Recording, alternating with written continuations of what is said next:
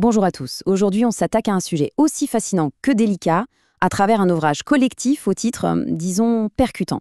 Psychologie de la connerie. C'est un livre qui ose vraiment mettre des mots sur ce qu'on observe tous les jours. Alors, pour commencer, partons d'une idée assez optimiste, celle du philosophe Descartes. Pour lui, c'était clair, le bon sens, la raison, tout le monde en a sa part. C'est une vision plutôt positive de l'humanité, non? Oui, mais voilà, le livre nous balance direct cette question en pleine figure. Si on est tous si doués de raison, comment on explique tout le reste? Cette espèce de phénomène universel qui mélange la bêtise, l'aveuglement et parfois, soyons honnêtes, une certaine dose de malveillance.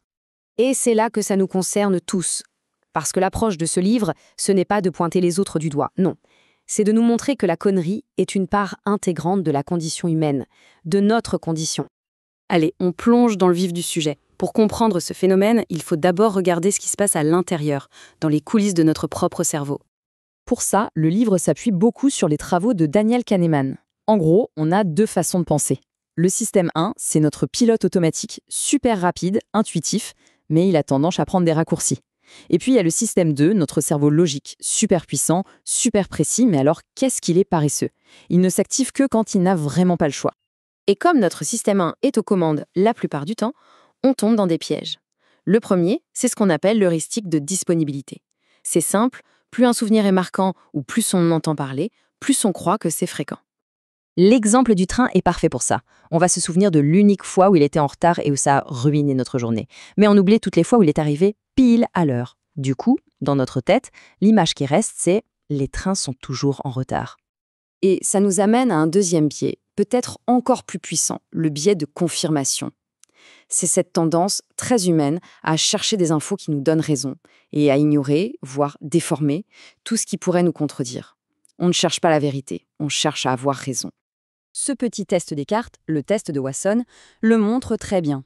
Face à un problème logique comme celui-ci, notre premier réflexe n'est pas d'essayer de prouver que la règle est fausse, ce qui serait la bonne méthode, mais de chercher des exemples qui la confirment. C'est instinctif.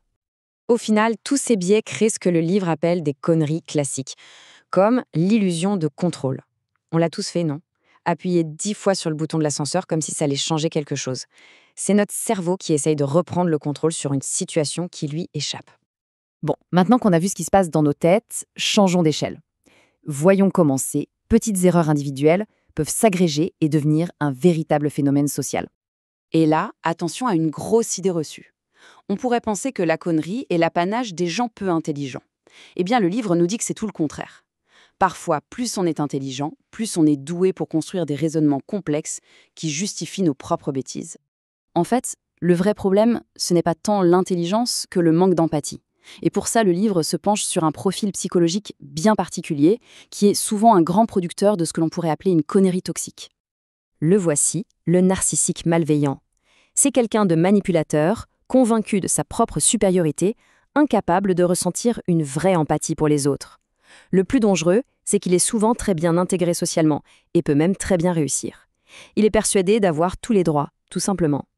Et pour mettre une image sur ce concept, le livre cite l'analyse du philosophe Aaron James. Attention, il ne s'agit pas ici de politique, mais bien d'une étude de cas issue du livre. James décrit Donald Trump comme un maître en la matière, quelqu'un qui a transformé la connerie en un véritable art, suscitant même l'admiration pour ça. Et bien sûr, ce genre de comportement trouve un écho incroyable dans notre monde moderne. Le livre, à travers la contribution de Ryan Holiday, explique très bien cet effet boule de neige. Une petite rumeur, une fausse info sur un petit blog, peut être reprise, amplifiée et devenir une vérité virale en quelques heures. Ok, le constat est un peu rude. La connerie est en nous, elle est autour de nous. Alors on fait quoi? Est-ce qu'il y a un remède? Le livre explore quelques pistes. Et la première étape, la plus importante sans doute, c'est l'introspection. C'est d'avoir l'humilité et le courage de se poser la question « Et si, sur ce coup-là, le con, c'était moi ?» Rien que le fait de se poser la question, c'est déjà un signe d'intelligence. Finalement, tout est une question de perspective. Comme le dit si bien la chanson de Pierre Perret, on est tous, à un moment ou un autre, le con de quelqu'un d'autre. Ça aide à relativiser, non? Donc, la clé, l'antidote, ce serait quoi?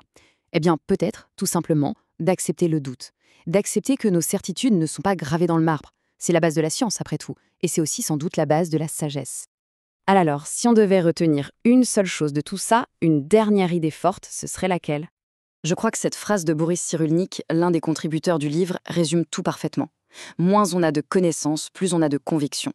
C'est une relation inverse qui fait réfléchir. Peut-être que le vrai savoir, ce n'est pas d'accumuler des certitudes, mais d'apprendre à vivre avec ses doutes. Je vous laisse méditer là-dessus.